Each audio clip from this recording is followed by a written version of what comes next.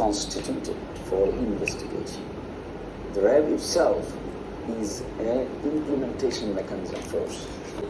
আরেকটি মামলা লড়েছেন, যে মামলাটিতে একজন জাপানি ভদ্রমহিলা, তার হাজব্যান্ড এবং তাদের বাচ্চাদের নিয়ে আইনজীবী তো ধরেন আমরা এটা বলি যে আইন ব্যবসা সে কিনা, পেশার চাইতে মানবিকতা অনেক সময় বড় হয়ে দাঁড়ায় কিনা। মাঝে দাঁড়ায় আমরা তো কিছু ছেড়ে কিছু নিয়ে, কিছু দিয়ে কিছু নিয়ে। 2026 সালের 10 সেপ্টেম্বর যেন আবার ডাকসু ইলেকশন হবে প্রত্যেকটা জায়গায়। এটা কিন্তু মানে আমাদের ভেতরে এখন রোজিয়াস হবে। হলে সমাজের পরিবেশ বিষয়ক সাংস্কৃতিক অনেক দিকের সাথে যারা যারা জিতবে, সে যে বাহিনী থেকে জিতবে, একজন হয়তো বা কেউ শিবির থেকে জিতবে, কেউ বাক্সাস থেকে জিতবে, কেউ ছাত্র দল থেকে জিতবে, তো সবাই মিলে বাম ডান উপন্যাস যেই হোক বিভিন্ন কাজগুলো সবার সাথে মিলে কাজ করে এবং সবার যে ইশতেহারগুলো আছে নিজের নিজের জায়গায়, সেই ইশতেহারগুলো পূরণ করায় যদি সহায়তা করা ভোকাল।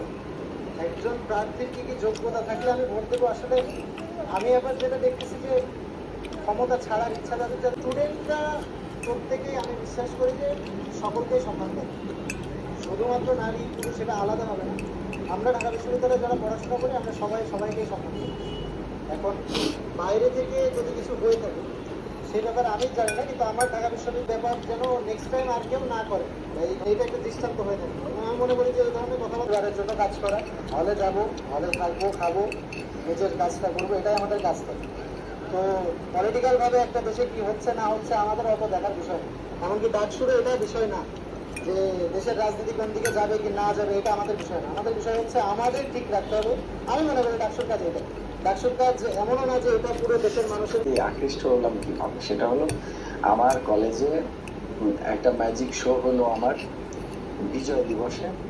সে ম্যাজিক দেখে গণভবন, যেটা সেই দীঘাপতিয়া রাজবাড়ি বলা হয়, সেখানে বসতাম, বসে অনেক গল্প হতো, কথা হতো। আগে প্রেমে তো পড়েন, তারপর টাইম বাহির হতে পারবো না, মানে মেয়েটা বললো আর কি। তবে পয়লা ফাঁসে তারপর তাদের সে তারপর একটা